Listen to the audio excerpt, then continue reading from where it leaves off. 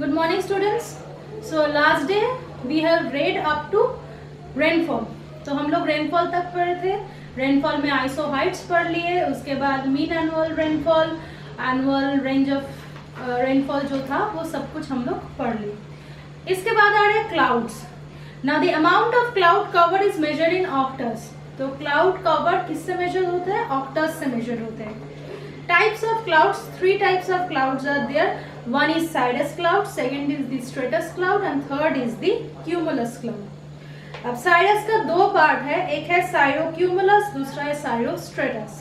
स्ट्रेटस का भी दो पार्ट है, एक है एल्टोस्ट्रेटस, दूसरा है साइरोस्ट्रेटस. क्यूमुलस का भी दो पार्ट है, एक है एल्टोक्यूमुलस, दूसरा है cirrocumulus. Now see the characteristics. क्या क्या कैरेक्टरिस्टिक्स है ये तीनों क्लाउड्स के. फर्स्ट है cirrus clouds. Clouds are wispy और feathery in appearance. तो appearance में ये सारा wispy और feathery, feather जैसे उसको लगते हैं. They are high clouds found more than 6 kilometer above ground. तो height है ground से 6 kilometer ऊपर में ये clouds मिलते हैं. Due to low temperatures at such heights, these clouds consist mainly of ice crystals. तो यहाँ पे low temperature होते हैं तो इसीलिए इस clouds में ice crystals भी मिलते हैं. अब आ रहे स्ट्रेटस क्लाउड में. Stratus clouds are flat which spreads like sheet over wide areas. कुछ बड़े एरियाज में पूरे शीट की तरह फैला हुआ रहता है, वो है stratus cloud.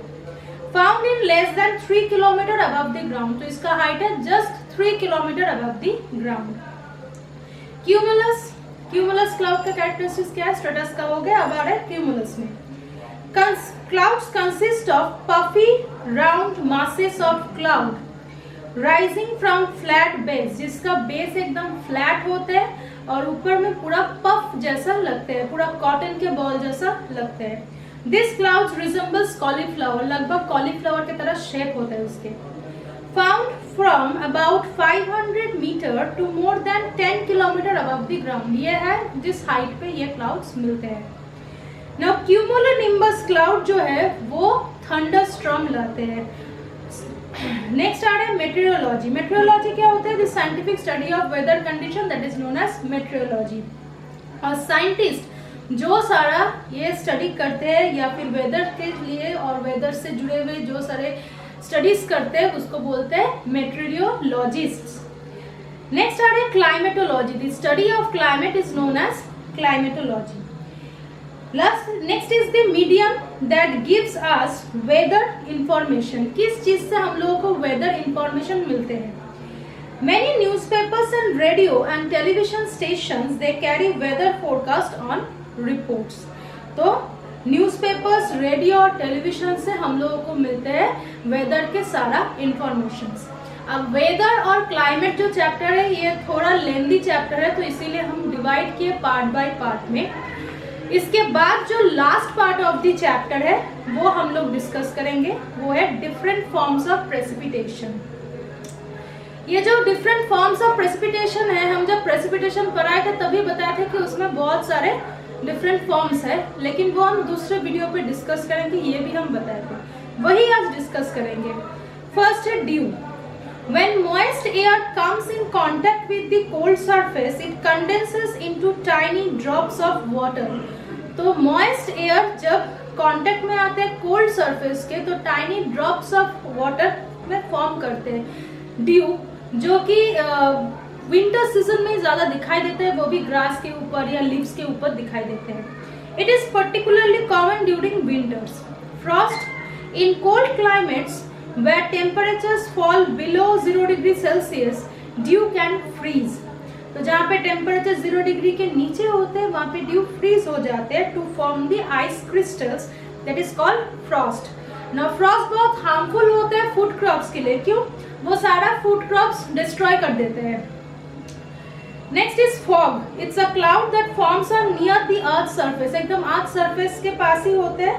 where air is cooled beyond its dew point, some of the water vapor is forced to condense around small particles.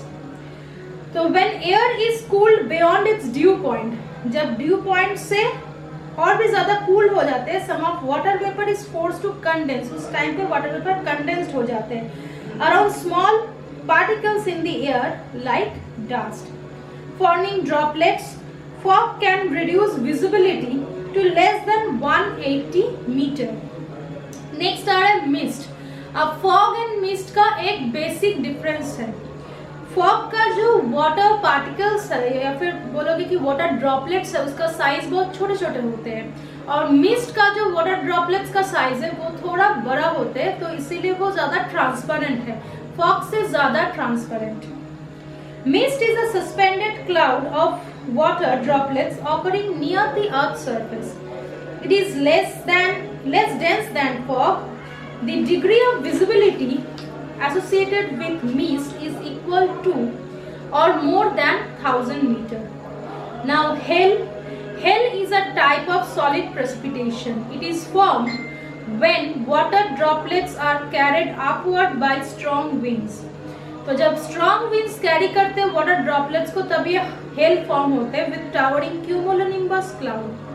The droplets then condenses into ice particles. यही droplets ice particles बनते हैं which keep collecting layers of ice. एक के बाद एक layers of ice वहाँ पे collect होते हैं and ultimately वो नीचे गिर जाते हैं जब वो heavy हो जाते हैं as hailstones. Then comes our snow. Snow is also a form of solid precipitation. It forms when temperatures fall below 0 degree. तो ये form होता है जब 0 degree के नीचे temperature चले जाते हैं. And the moisture in the atmosphere freezes to form tiny ice crystals. तो moisture जो है वो भी freeze हो जाते हैं into tiny ice crystals. Now these ice crystals collide and stick together to form snowflakes. तो यही ice crystals collide करते हैं एक से मतलब एक पार्टिकल से दूसरा पार्टिकल को वहाँ पर टच होते हैं और एक दूसरे के साथ जब कोलाइड होते हैं उस टाइम पे स्टिक हो जाते हैं टू फॉर्म दी स्नोफ्लेक्स.